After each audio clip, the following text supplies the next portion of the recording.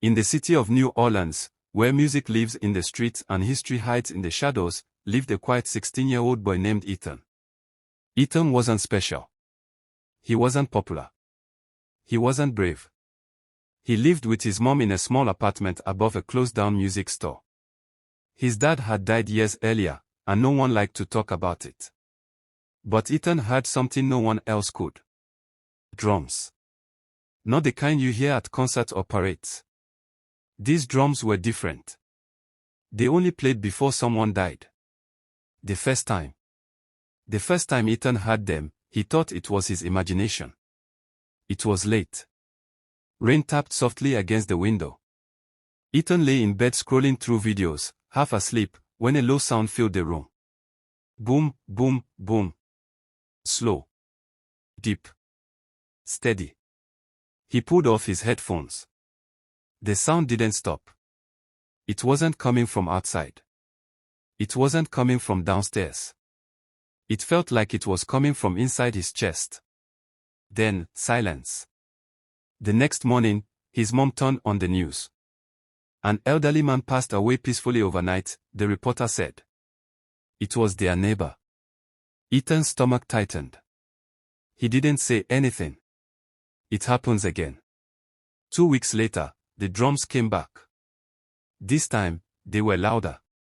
Faster. Boom boom. Boom boom. Ethan froze in the middle of a grocery store aisle, hands shaking, heart racing. People walked past him like nothing was wrong. That afternoon, the cashier who joked with him every weekend collapsed in the parking lot. Dead before the ambulance arrived. Ethan dropped the bag he was holding. That night, he cried quietly into his pillow. Because now he knew. The drums were a warning. The pattern. After that, the pattern became impossible to ignore. The drums always came first. Then came the phone calls. The sirens. The news alerts.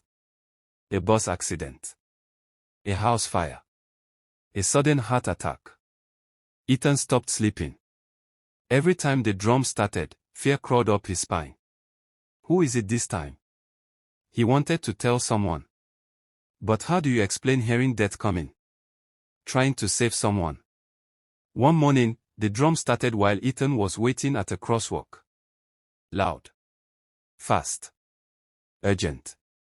Across the street stood a man in a construction vest, drinking coffee and checking his phone. The drums pounded harder with every step Ethan took toward him. It's him, Ethan whispered. His hands shook as he spoke. Sir, Ethan said, voice cracking. Please don't cross the street yet. The man frowned. What? Just wait a minute. Please. The man laughed. Get lost, kid. The light changed. The man stepped forward. A speeding truck ran the red light. Ethan turned away just before the impact. That night, he threw up in the bathroom and sat on the floor until sunrise. From then on, he made a decision. Never warn anyone again. The drums follow him. Months passed. The drums kept coming. Ethan learned to live with the fear, like background noise in his life. Until the day they didn't stop. It was his 17th birthday. The drums started softly in the morning. By noon, they were louder. By night, they were unbearable. No matter where he went, they followed. School. Bus. Home. His head throbbed. His chest felt tight. Then a terrifying thought hit him. What if the drums aren't for someone else? What if they're for me? The woman who knew. Desperate, Ethan remembered something his dad once said when he was younger. If you ever hear the drums, his dad had joked nervously, find Miss Clara. Miss Clara lived on the edge of the city, in a quiet neighborhood most people avoided. When Ethan knocked on her door, she opened it slowly and stared straight into his eyes. You hear them, she said. Ethan felt his knees weaken. You hear the drums before death. How do you know? He whispered.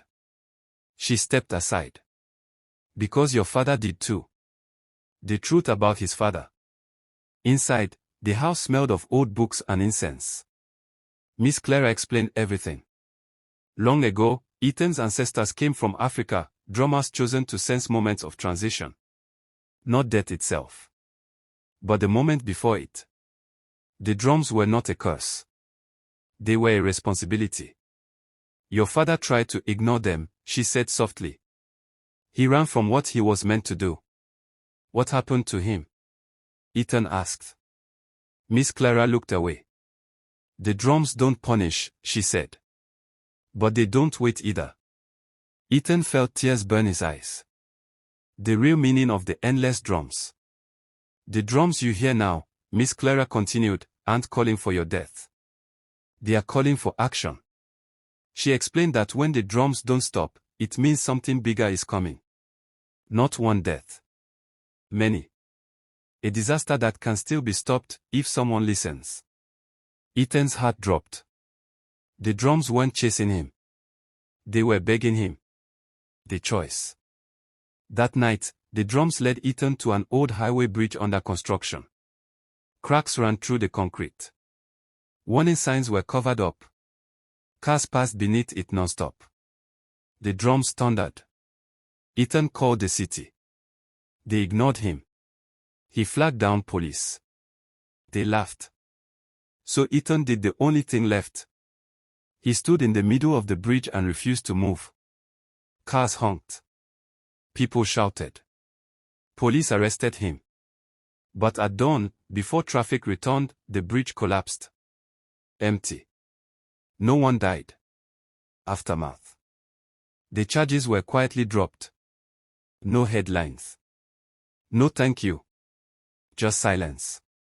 And for the first time in years, the drum stopped. Ending. Years later, a young man sits in a small community center, teaching kids how to play drums. His name is Ethan. Sometimes, late at night, when the world grows quiet, he hears the drums again. Soft. Patient. Waiting. Because death will always come. But now, someone is listening.